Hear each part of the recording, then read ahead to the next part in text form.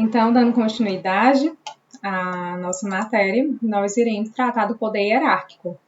O poder hierárquico, ele é um poder de fácil entendimento, porque a gente sabe o que é a hierarquia, e isso a gente pode pensar até do ponto de vista do contexto privado, que às vezes é mais comum para a gente pensar na hierarquia existente dentro das empresas, né? Quando se é empregado de uma empresa, em regra se está subordinado a um chefe que passa as atribuições a você, por conseguinte, ele também possui um chefe que passa atribuições a ele, e assim por diante, né? Para cima e para baixo. Escalonamento em plano vertical é como se chama essa distribuição de competências, de atribuições. Portanto, da mesma forma, isso ocorre para que a administração pública possa funcionar. Então, o poder hierárquico é aquele conferido ao administrador a fim de que ele possa distribuir as funções de seus órgãos, ordenar e rever a atuação de seus agentes, estabelecendo uma relação de hierarquia e de subordinação. Então, o que nós temos que ter em mente é que, assim como no contexto privado, a hierarquia ela existe dentro tanto da administração direta quanto da administração indireta. E aí vocês podem aqui estar se questionando e podem me questionar, né? Professora, a senhora não tinha falado lá no início do estudo sobre as entidades da administração indireta que não havia hierarquia? Vocês lembram dessa observação? E aqui eu registro com vocês, né, como eu coloquei aqui na observação do slide, que aqui a gente não está falando daquela hierarquia e vinculação que a gente tratou na época que a gente começou a estudar as entidades da administração indireta, pois de fato lá a gente verificou que não existe hierarquia entre os entes da administração direta em face dos entes da administração indireta, certo? Não existe esse poder hierárquico, né, da direta em relação à indireta. Porém, quando a gente pega a direta e trata internamente dos órgãos aqui existentes, da mesma forma a gente pega as entidades da administração indireta e trata de forma interna da organização dela, dentro delas duas, de uma forma vertical, eu posso falar em poder hierárquico, tá bom? Então, poder hierárquico existe tanto dentro da administração direta como da indireta, do ponto de vista vertical e interno. Não vai existir em relação à direta para a indireta, porque como nós vimos, existe tão somente uma vinculação, né? Uma vinculação que é decorrente tão somente do controle de legalidade que deve ser exercido quanto ao cumprimento das finalidades para os quais as entidades da administração indireta foram criadas, tá certo? Então, quanto ao poder hierárquico, como eu disse para vocês, é um poder de fácil entendimento e nós já podemos, então, estudar o próximo poder atribuído à administração pública, que se trata do poder disciplinar. Então, esse poder confere à administração pública a possibilidade de punir e apenar a prática de infrações funcionais dos seus servidores e de todos aqueles que estiverem sujeitos à disciplina dos órgãos e serviços da administração, tá certo? Nós temos esse poder disciplinar como uma decorrência direta do poder anterior que nós acabamos de ver, ou seja, se é possível fazer um escalonamento vertical das atribuições, das competências, esses servidores, esses empregados responsáveis por essas atribuições, eles devem ser cobrados por isso. Se eles não atendem, então eles poderão ser punidos e apenados na forma da lei. Que lei é essa? Que lei é essa que rege a disciplina dos servidores públicos, as sanções? É a Lei 8.112 de 90, que vocês vão ter a oportunidade de estudar lá no Administrativo 2. E vocês vão estudar as sanções a que os servidores públicos estão sujeitos, tá certo? Da mesma forma, como a gente viu nas aulas anteriores, nem sempre as entidades de administração indireta são compostas por servidores, né? Muitas vezes são compostas por empregados. Esses empregados, eles vão estar sujeitos à CLT, tá certo? E aí, também vão estar sujeitos às penalidades e sanções ali previstas, tá certo?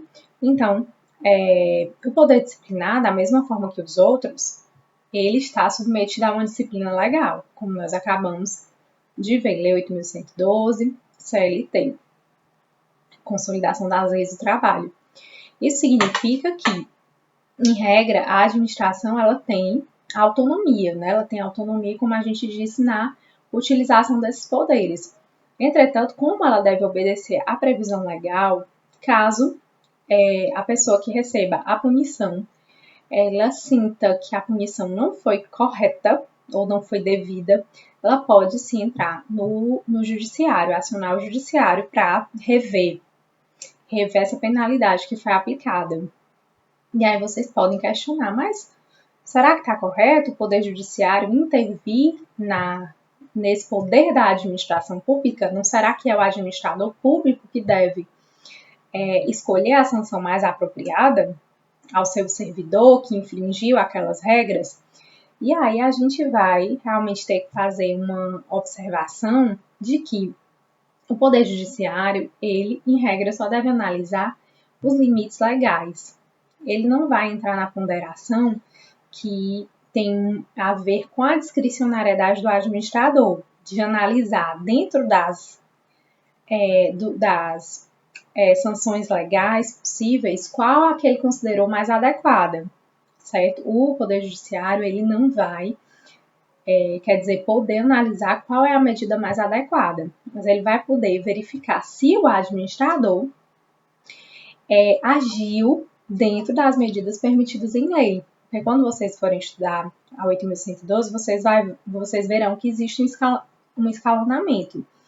Então, muitas vezes, quando a atitude, né, que se quer punir, ela é uma atitude mais simples, ela deve ser punida também de uma forma mais simples, conforme os ditames da lei, certo? Em outros casos, quando a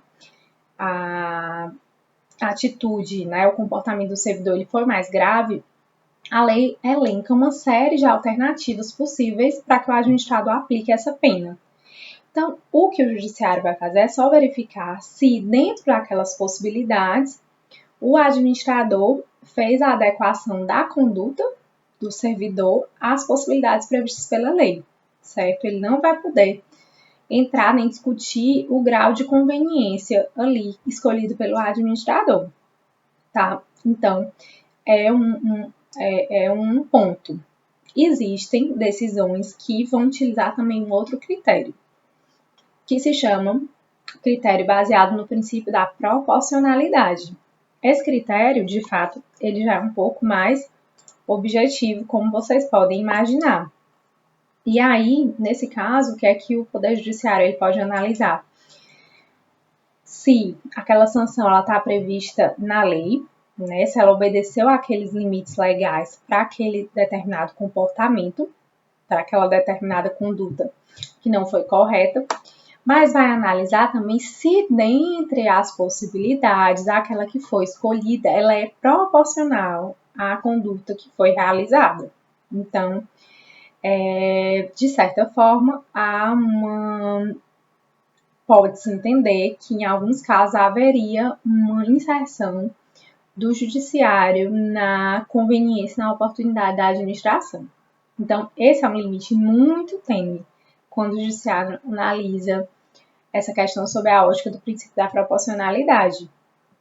Tanto que vocês vão encontrar muitos textos, vão se deparar com muitos textos sobre intervenções indevidas, impróprias do judiciário na administração pública, né? E o contexto do poder disciplinar é uma delas. É por isso que, em regra, quando eu, por exemplo, na Justiça Federal recebo algum processo que trate desse assunto de punições envolvendo servidores, eu tento observar se o processo administrativo ele se deu de forma regular, se foi observado contraditório e ampla defesa, e se a sanção aplicada ela está dentro das sanções previstas em lei para aquele comportamento, né? Excepcionalmente, quando se narra uma situação peculiar do caso que possa levar a entender que houve uma desproporcionalidade da administração pública naquele caso, Às vezes, no caso de uma pessoa que trabalha há muitos anos numa mesma instituição e nunca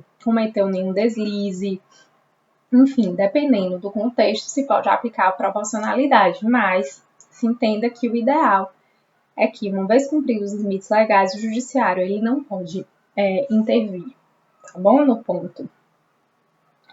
E aí, eu coloquei mais um Fica a Dica para vocês, que é para chamar a atenção que, quando eu trato de poder disciplinar e falo de punição, eu não estou falando das sanções que são impostas aos particulares, certo? Como vocês viram na definição do poder disciplinar, ele busca punir e apenar os servidores, os empregados e todos aqueles que estão sujeitos à disciplina dos órgãos da administração pública, de forma interna, né? Quando a gente fala dessa disciplina, é uma disciplina interna.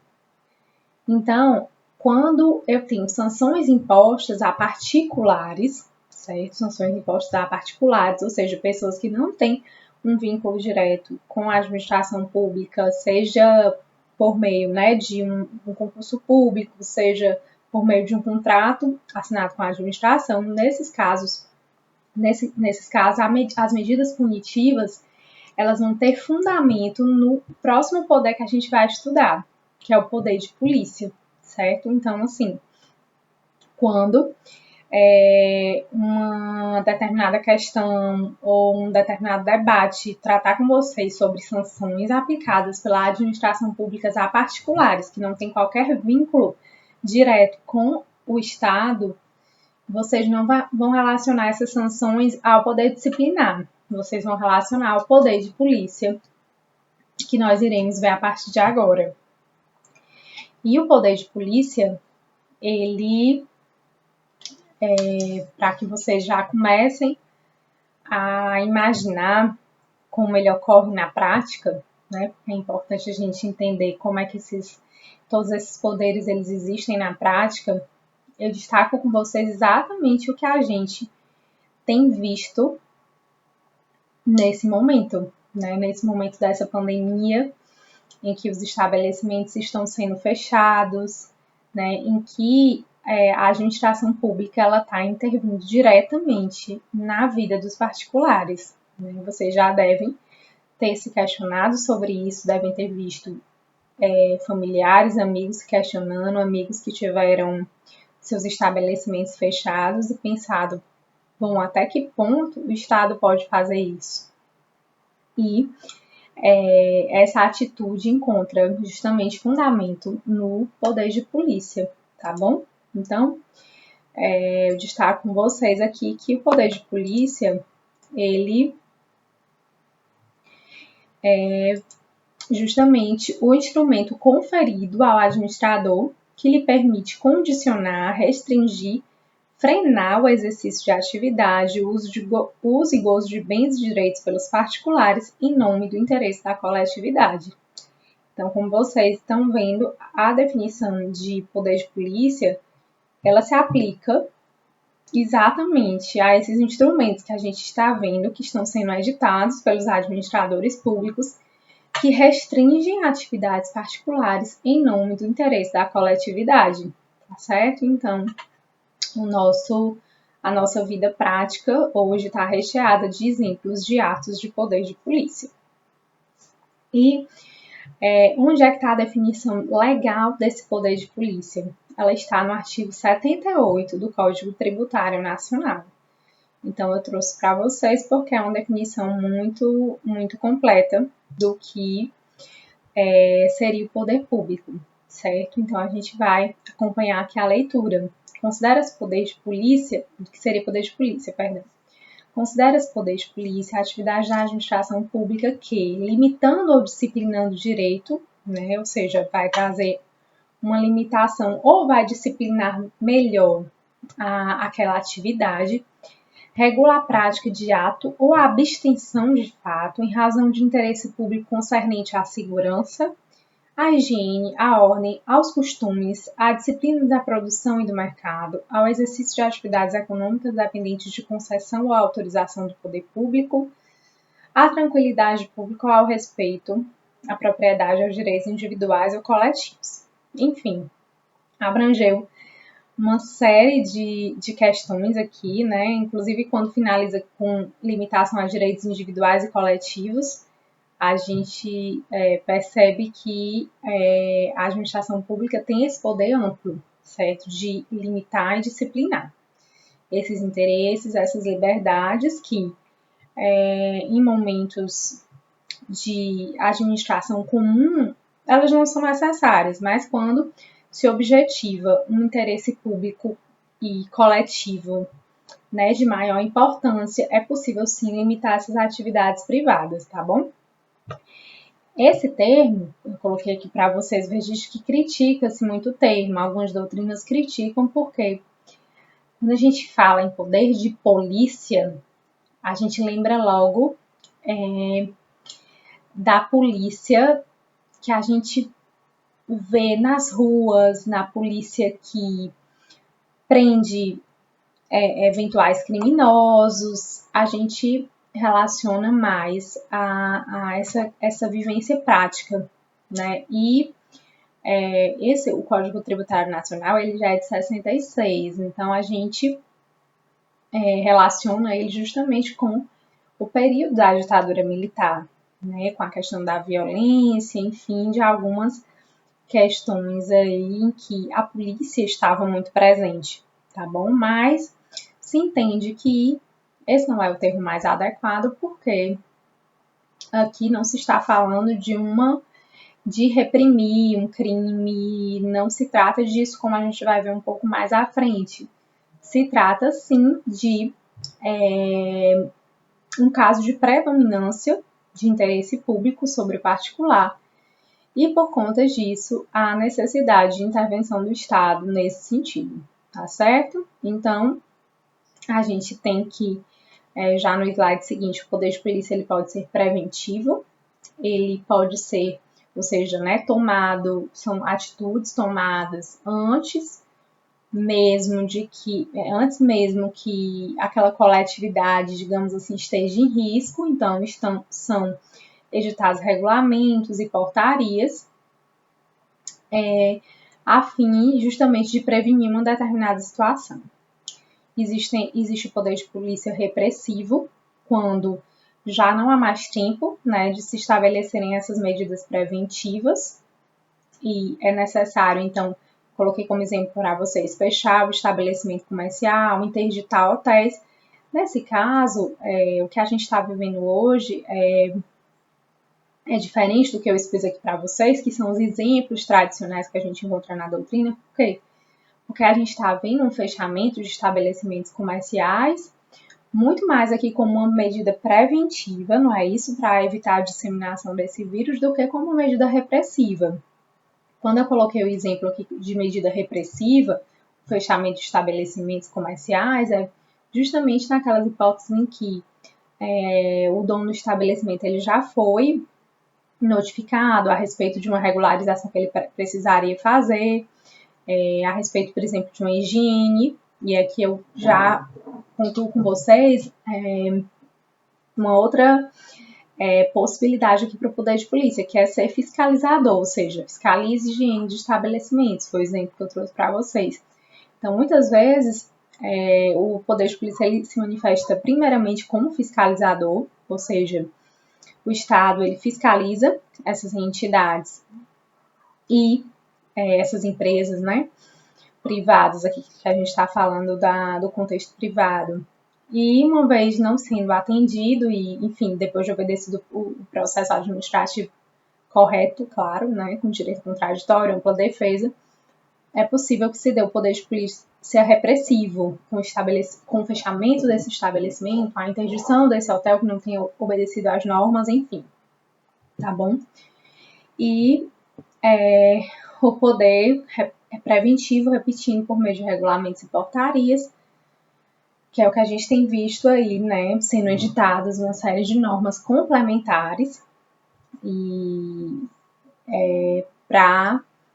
e a gente, né, faz referência ao poder regulamentar que a gente verifica então sendo expedidas muitas vezes essas esses decretos regulamentares que vão disciplinar essa prevenção, tá bom? Dessas atividades.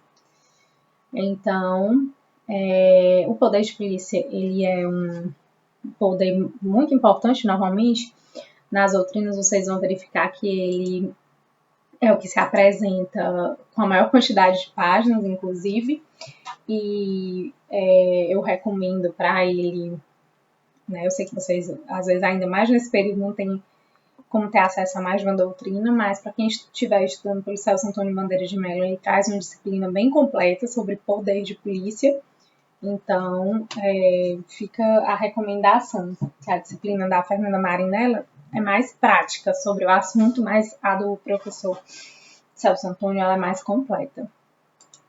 E, então, vou falar com vocês agora sobre os atributos desse poder de polícia, tá certo? Para que vocês entendam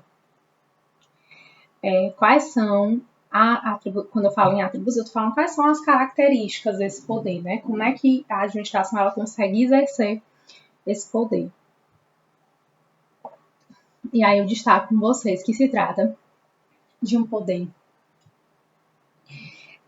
discricionário em regra, certo? Discricionário em regra. Porque existem alguns casos em que o poder de polícia ele pode ser vinculado. Eu trouxe aqui dois casos para vocês de poder de polícia vinculado. Licenças para construir e para dirigir, como manifestações de um poder de polícia vinculado. Ou seja, o particular ele precisa dessas licenças para poder realizar determinadas construções, para que a gente possa dirigir. Por que se diz que nesse caso são manifestações do poder de polícia vinculado? Por quê? Uma vez que nós cumprimos todos aqueles requisitos previstos para que a gente possa dirigir, né, se a gente se submete àquelas aulas, se a gente é aprovado no teste de direção, não existe uma margem de discricionariedade do administrador para nos conceder ou não a licença. Nós teremos, certo? Mas, em regra, em relação às demais atividades da administração relacionadas ao poder de polícia, há sim uma discricionariedade, uma margem de escolha do administrador. E eu dei aqui como exemplo para vocês, por exemplo, a questão de circulação de veículos com peso e altura excessivos. Não sei se vocês já tiveram possibilidade de verificar que muitas vezes ali nas BRs existem instrumentos, aparelhos que vão medir qual peso, né, que aquele veículo está transportando, qual é a altura dele, quanto de carga que ele pode levar. E isso, muitas vezes, é disciplinado por meio desses regulamentos, certo? Então, em cada localidade, muitas vezes existe uma regulamentação desse tipo e existe uma certa discricionariedade na escolha, né, do peso e de que alturas serão considerados excessivos. Então, isso também tem a ver com o poder de polícia discricionário. Além da discricionariedade, nós temos como característica a autoexecutoriedade. E o que é que quer dizer a autoexecutoriedade? Que as medidas relacionadas ao poder de polícia, elas independem de autorização do poder judiciário. Então, em regra, para que a administração pública ela exerça esse poder, ela não precisa pedir, né, ter a permissão do poder judiciário. E aí vocês lembrem mais uma vez do contexto que a gente vive hoje. Todas essas medidas que estão sendo tomadas pelo Estado, elas não estão sendo requeridas antes ao judiciário, né? Pelo contrário, elas estão sendo tomadas de imediato, certo? E aí eu fiz só o registro com vocês de que essa autoexecutoriedade, ela não dispensa o cumprimento de formalidades essenciais, né? Dever de notificar o administrado, dever de instaurar processo administrativo com contraditório em ampla defesa e outras exigências que estiverem previstas em lei. Então, é possível, né, que a administração pública ela execute determinadas ordens e proibições sem autorização do judiciário, mas ela tem que obedecer requisitos mínimos previstos para aquele ato que ela pretenda realizar. E por último, um último atributo do poder de polícia é a coercibilidade. Quer dizer, o particular ele tem que cumprir aquela determinação independente da vontade dele. Quer dizer, se ele entende que aquilo é justo ou não é, que aquilo é proporcional ou não é, da mesma forma que a administração não precisa de concordância do judiciário, ela não precisa de concordância do administrado, tá certo? E aí, vocês podem questionar, mas professora, se aquele particular ele se sente lesado, se ele entende que aquela proibição ela chega a ser ilegal, né? Se aquela proibição ela ultrapassa o limite que o administrador público poderia utilizar, então o particular ele pode utilizar remédios constitucionais conhecidos aí de vocês, não sei se vocês já estudaram no curso, mas existe o mandado de segurança, existe o habeas corpus e alguns instrumentos constitucionais que vão tutelar o administrado nesse caso, certo? Então, assim, quando a gente fala que não depende de autorização do judiciário, tenham sempre em mente que não depende previamente, mas que, em regra, o administrado, o particular, ele pode levar isso ao judiciário se ele entender que houve uma extrapolação dos limites legais, tá bom? Para encerrar a matéria, eu trouxe aqui para vocês mais um último Fica a Dica de hoje, que é justamente uma observação que a gente fez ao longo da aula, que a gente não confunda, né, quando a gente escuta esse nome poder de polícia, a questão da polícia administrativa e da polícia judiciária. A polícia administrativa ela tem relação com tudo que a gente estudou até aqui, com esse poder de polícia, com esses atributos, com essa possibilidade de a administração pública intervir na esfera particular em nome do interesse da coletividade. Já a polícia judiciária é justamente a ideia de polícia que a gente tem do nosso dia a dia, que é aquela desenvolvida pelos órgãos que compõem a polícia de segurança, que visa coibir ilícitos penais, capturar os infratores, realizar a persecução criminal, tá bom? Então, tenham isso em mente, certo? A partir de agora, sempre que vocês ouvirem falar em poder de polícia, vocês vão estar relacionando a polícia administrativa, porque quando eu falo de polícia judiciária, aí eu estou falando lá do direito penal, tá bom? Então, tenham em mente que o poder de polícia é a polícia administrativa. Polícia judiciária, a gente estuda lá no direito penal, tá bom? Então, pessoal, essas eram as principais considerações que eu tinha para fazer com vocês. Fico, mais uma vez, à disposição para quaisquer dúvidas ou indagações, né? Vocês têm me mandado por e-mail e eu tenho respondido o mais rápido que eu consigo. E é um tema bem legal esse, porque é um tema bem prático. Nos livros vocês podem encontrar mais exemplos práticos, mas eu acredito que agora, a partir de então, vocês já conseguem relacionar muita coisa que vocês passarem a ver nas notícias com essa aula de hoje, com os poderes da administração que a gente viu hoje, tá certo? Então, fiquem todos bem, até o nosso próximo encontro.